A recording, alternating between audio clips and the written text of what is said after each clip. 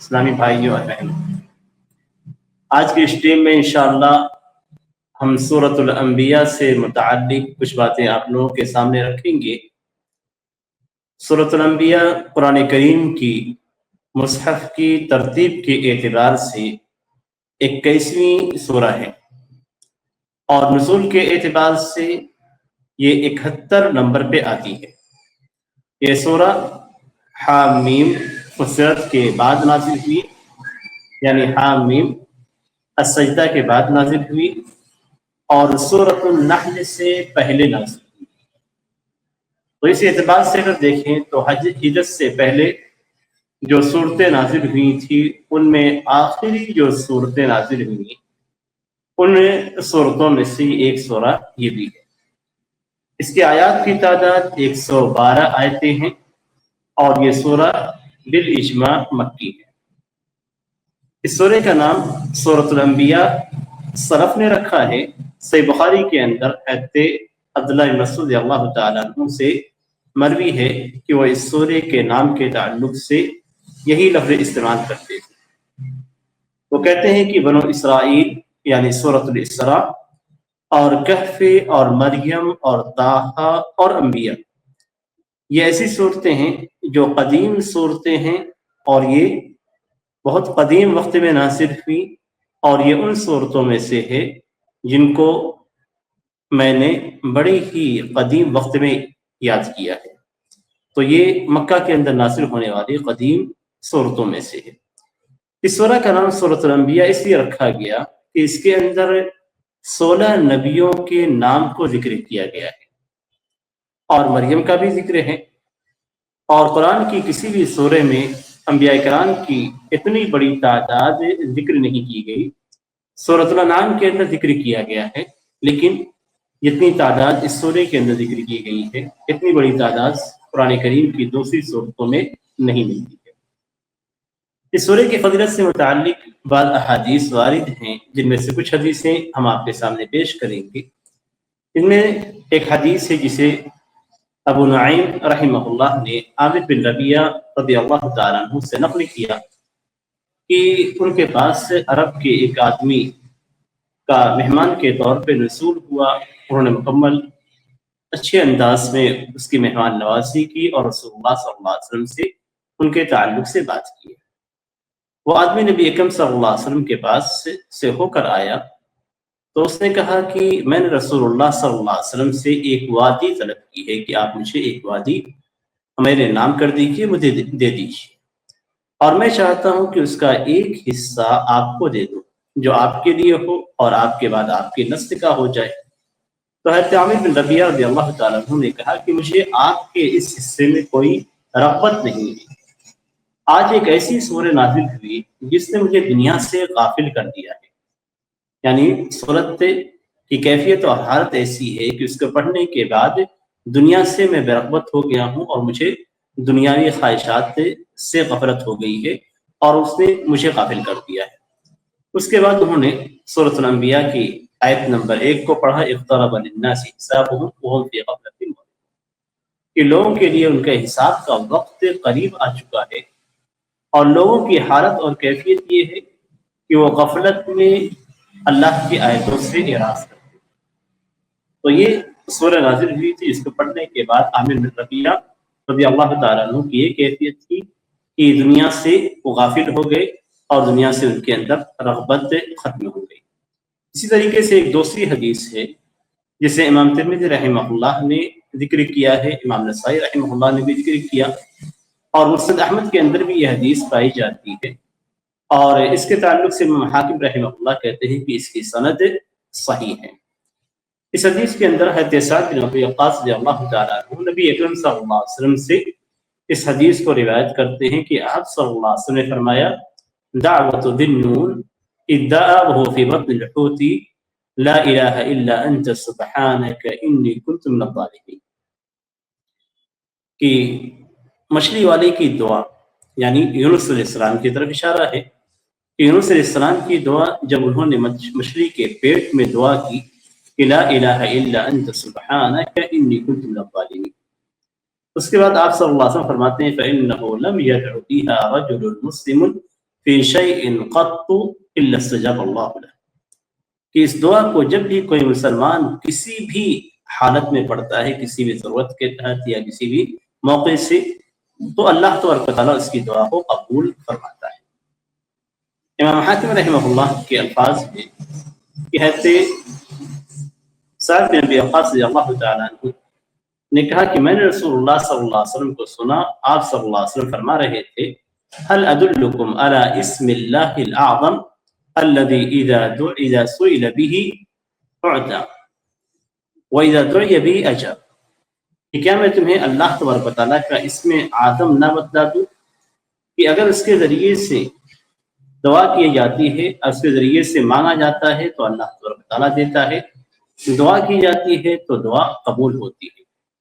وہ دعا جو حضرت یونس علیہ السلام نے کی ہے، حیث نادى فی الظلمات الثلاث، کہ انہوں نے 3 تاریکیوں میں رب تعالیٰ کو پکارا اور کہا لا الہ الا انت سبحانک انی کنت من الظالمین، کہ اللہ تیرے علاوہ کوئی معبود برحق نہیں، تو پاک ہے، میں ہی ظالموں میں سے ہوں۔ تو ایک آدمی نے کہا کہ اے اللہ کے رسول، هل كانت لیونس علیہ السلام خاصہ ام للمؤمنین عامہ، کہ کیا یہ دعا ہے کہ یونس علیہ السلام کے ساتھ خاص ہے یا تمام مسلمانوں اور مومنوں کے لیے؟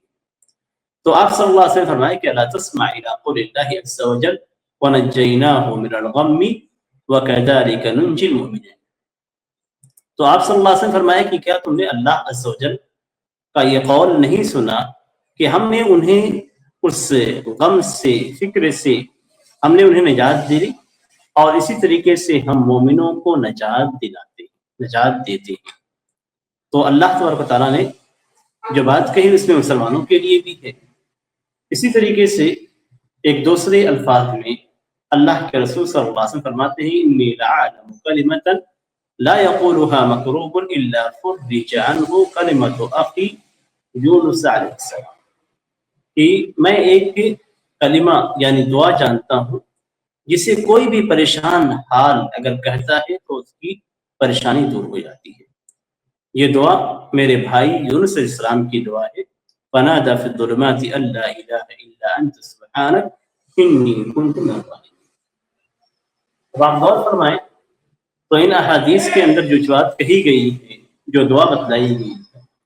یہ دعا اتنی عظیم ہے کہ آدمی کسی بھی پریشانی میں، کسی بھی پریشان حالی میں، کسی بھی مصیبت میں، کسی بھی آفت میں، کسی بھی حالت میں ہو، کوئی بھی پریشانی اسے لاحق ہو، اگر وہ یہ دعا پڑھتا ہے تو اللہ کے رسول صلی اللہ علیہ وسلم فرماتے ہیں کہ اس کی وہ دعا قبول ہوگی اور وہ پریشانی دور ہو جائے گی۔ اور اللہ تعالیٰ نے قرآن کریم میں اس کا وعدہ بھی کیا ہے کہ ہم نے تو انہیں ان کلمات کی برکت سے نجات دلائی، اور ہم ہی ان کو اور ایسے ہی مومنوں کو بھی ہم نجات دلاتے ہیں۔ یعنی رب تعالیٰ نے ایک مثال بھی پیش کی کہ جو شخص اس دعا کو پڑھتا ہے اللہ تبارک و تعالیٰ اس کی پریشانیوں کو دور کر دیتا ہے، اور ایسے ہی اگر کوئی مومن اور مسلمان سے پڑھتا ہے تو اس کو بھی یہ فضیلت حاصل ہوگی، اور اس کی پریشانی، اس کا غم، اس کی فکر، اس کا ٹینشن، یہ تمام چیزیں ختم ہو جائیں گی۔ اس سورہ کے اندر مختلف چیزوں کو بیان کیا گیا، ہر سورت کے بہت سارے مقاصد ہوتے ہیں، یہاں پہ چند مقاصد جو اس سورہ کے ہیں، جو ہدف ہے سورہ کا گول ہے، اس کو ہم بیان کر رہے ہیں کہ اس کے اندر بعض سے ڈرایا گیا ہے، یہ بتلایا گیا ہے کہ آپ مرنے کے بعد اٹھائے جائیں گے، اور یہ کہ اٹھائے جانا یا بعد یہ ایسی چیز ہے جو ہر صورت میں واقع ہوگی، اور یہ کہ وہ چیز قریب بھی ہونے ہے، ایسا نہیں کہ بہت دور ہے اور آدمی غفلت کا رہے، نہیں، وہ چیز قریب ہے، اور ہر آنے والی چیز قریب ہوتی ہے۔ اسی طریقے سے اٹھائے جانے پہ، ہمیں دوبارہ زندہ کیے جانے پہ اللہ تعالیٰ نے آسمان اور زمین کو پیدا کرنے کی مثال پیش کی ہے کہ یہ آسمان اور زمین موجود نہیں تھے، پھر اللہ تعالیٰ نے انہیں پیدا کیا، اور اللہ تعالیٰ نے جو موجود چیزیں ہیں ان کو پیدا کیا۔ یہ تمام چیزیں موجود نہیں تھی اور اللہ تعالیٰ نے ان کو وجود دیا۔ تو اسی طریقے سے اللہ تعالیٰ تمہارے ختم ہو جانے کے بعد، بل مٹنے کے بعد، پھر اللہ تعالیٰ تمہیں زندہ کر سکتا ہے، اس لیے کہ بغیر کسی چیز سے اگر کسی کو زندہ کیا جاتا ہے تو وہ ایک بڑا کام ہے، لیکن ایک چیز خراب ہونے کے بعد پھر اس کو صحیح کر دیا جائے، یہ آسان چیز ہے۔ اسی طریقے سے اس سورے کے اندر اللہ اور اس کے رسول، اللہ کی کتاب اور اللہ کے رسول صلی اللہ علیہ وسلم کو جھٹلانے سے لوگوں کو دور رہنے اور بچنے کا حکم دیا گیا ہے۔ ہمیں یہ بھی تنبیہ کی گئی ہے کہ اللہ کے رسول صلی اللہ علیہ وسلم صرف دوسرے رسولوں کی طرح رسول ہیں، اور اللہ کے رسول دوسرے رسولوں کی طرف پیغام لے کر آئے ہیں۔ تو یہ اللہ کے رسول کی بشریت کی بہت بڑی دلیل ہے کہ اللہ کے رسول بھی دوسرے انسانوں کی طرح، دوسرے رسولوں کی طرح انسان تھے، اور صرف فرق یہ ہے